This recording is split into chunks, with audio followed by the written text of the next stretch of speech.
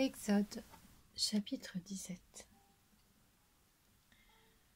Toute l'assemblée des Israélites partit du désert de Sin pour parcourir les étapes que l'Éternel leur avait ordonnées. Et ils campèrent à Réphidim. Là, le peuple ne trouva pas d'eau à boire. Alors le peuple chercha querelle à Moïse. Ils dirent : « Donnez-nous de l'eau à boire. » Moïse leur répondit : « Pourquoi me cherchez-vous querelle ? Pourquoi provoquez-vous l'Éternel ? » Le peuple était là, pressé par la soif, et murmurait contre Moïse. Il disait : « Pourquoi nous as-tu fait quitter l'Égypte, si c'est pour nous faire mourir de soif, moi, mes enfants et mes troupeaux ?» Moïse cria à l'Éternel en disant : « Que puis-je faire pour ce peuple ? Encore un peu, et ils vont me lancer des pierres. » L'Éternel dit à Moïse : « Passe devant le peuple et prends avec toi des anciens d'Israël. Prends aussi dans ta main ton bâton, celui avec lequel tu as frappé le fleuve, et marche. Je me tiendrai devant toi sur le rocher d'Horeb. Tu frapperas le rocher, il en sortira de l'eau, et le peuple boira. » Moïse agit ainsi sous les yeux des anciens d'Israël.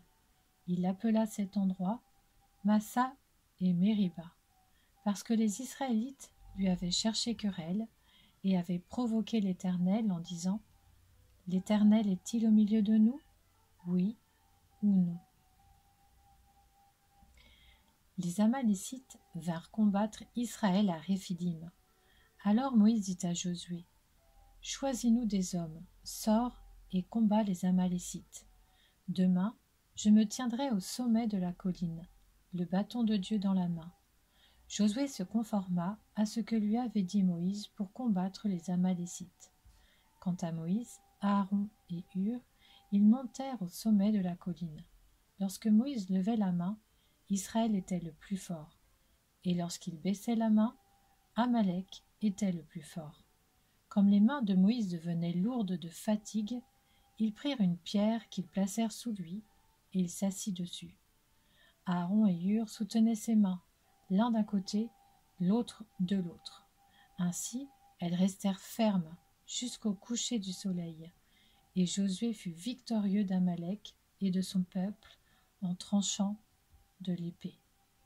L'Éternel dit à Moïse : « Écris cela dans le livre pour qu'on s'en souvienne, et déclare à Josué que j'effacerai le souvenir d'Amalek de dessous le ciel. » Moïse construisit un autel et l'appela l'Éternel, mon étendard. Il dit : « Parce que les Amalécites se sont attaqués au trône de l'Éternel, il y aura guerre de l'Éternel contre eux de génération en génération. » Exode, chapitre 18. Jéthro, prêtre de Madian et beau-père de Moïse, apprit tout ce que Dieu avait fait en faveur de Moïse et d'Israël, son peuple. Il apprit que l'Éternel avait fait sortir Israël d'Égypte. Jéthro, beau-père de Moïse, prit Séphora, la femme de Moïse. C'était après son renvoi. Il prit aussi les deux fils de Séphora. L'un s'appelait Gershom, car Moïse avait dit : « Je suis en exil dans un pays étranger. » L'autre s'appelait Eliezer, car il avait dit : « Le Dieu de mon père m'a secouru, et il m'a délivré de l'épée du Pharaon. » Jéthro, le beau-père de Moïse, vint avec les fils et la femme de Moïse au désert où il campait, à la montagne de Dieu. Il fit dire à Moïse : « Moi, ton beau-père Jéthro, je viens te trouver avec ta femme, et ses deux fils l'accompagnent. » Moïse sortit à la rencontre de son beau-père. Il se prosterna et l'embrassa. Ils s'informèrent réciproquement de leur santé, puis ils entrèrent dans la tente de Moïse. Moïse raconta à son beau-père tout ce que l'Éternel avait fait au Pharaon et à l'Égypte à cause d'Israël, toutes les difficultés qu'ils avaient rencontrées en chemin et la façon dont l'Éternel les avait délivrés. Jéthro se réjouit de tout le bien que l'Éternel avait fait à Israël en le délivrant de la main des Égyptiens. Il dit : « Béni soit l'Éternel, qui vous a délivré de la main des Égyptiens et de celle du Pharaon, qui a délivré le peuple de la main des Égyptiens. Je reconnais maintenant que l'Éternel est plus grand que tous les dieux, puisque l'arrogance des Égyptiens est retombée sur eux. Jéthro, le beau-père de Moïse, offrit à Dieu un holocauste et des sacrifices.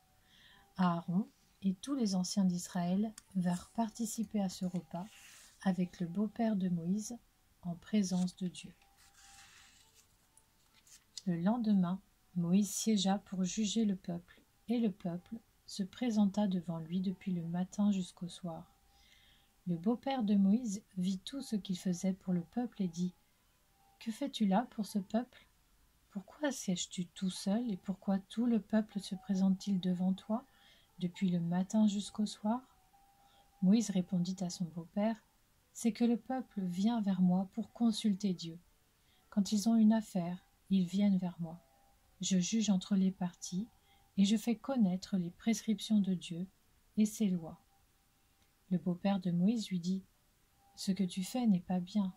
Tu vas t'épuiser toi-même et tu vas épuiser ce peuple qui est avec toi. En effet, la tâche est trop lourde pour toi. Tu ne pourras pas la mener à bien tout seul. Maintenant, écoute-moi. Je vais te donner un conseil et que Dieu soit avec toi. Sois le représentant du peuple auprès de Dieu et porte les affaires devant Dieu. Enseigne-leur les prescriptions et les lois. Fais-leur connaître le chemin qu'ils doivent suivre et ce qu'ils doivent faire. Choisis parmi tout le peuple des hommes capables, qui craignent Dieu, des hommes intègres, ennemis du gain malhonnête. Établis-les sur eux comme chefs de milliers, de centaines, de cinquantaines et de dizaines. Ce sont eux qui jugeront le peuple de manière permanente. Ils porteront devant toi toutes les affaires importantes et jugeront eux-mêmes les petites causes.